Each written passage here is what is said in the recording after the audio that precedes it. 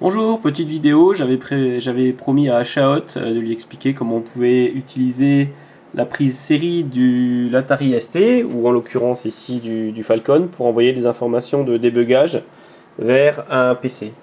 Donc en fait c'est tout simple, il suffit de créer une petite procédure qui reçoit une chaîne en paramètres, qui va être le message de débugage, et puis de l'envoyer caractère par caractère vers la sortie série de l'ordinateur. La sortie série, alors on peut la configurer avec le contrôle.acc, ou alors il y a plein de CPX qui existent, comme celui-là. Par exemple, là je suis configuré sur 19200, pour que ça aille le plus vite possible. Pas la peine d'avoir de bits de parité ou de choses comme ça. De toute façon, si le message est mauvais, on s'en fout, c'est des messages au fil de l'eau, donc c'est pas grave. Et voilà. Donc après, côté PC, là ici, bon, j'ai une machine Linux, mais avec Minicom. Oh là, le truc a du mal à focaliser. Minicom et qui affiche les informations de débugage. Donc je vais essayer de zoomer un peu. Hop.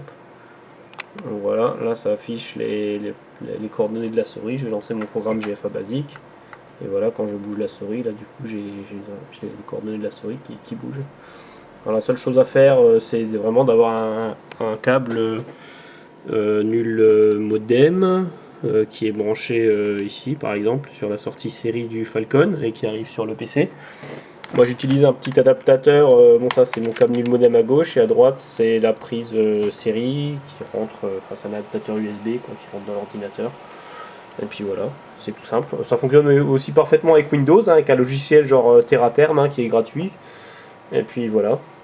En bonus, on peut aussi imaginer d'utiliser les codes de terminaux, comme les codes VT100, ou alors si on utilise un Atari pour afficher les messages de débugage, on pourrait utiliser les codes VT52 pour ajouter de la couleur, du gras, effacer l'écran, afficher des choses à une certaine position sur l'écran, etc.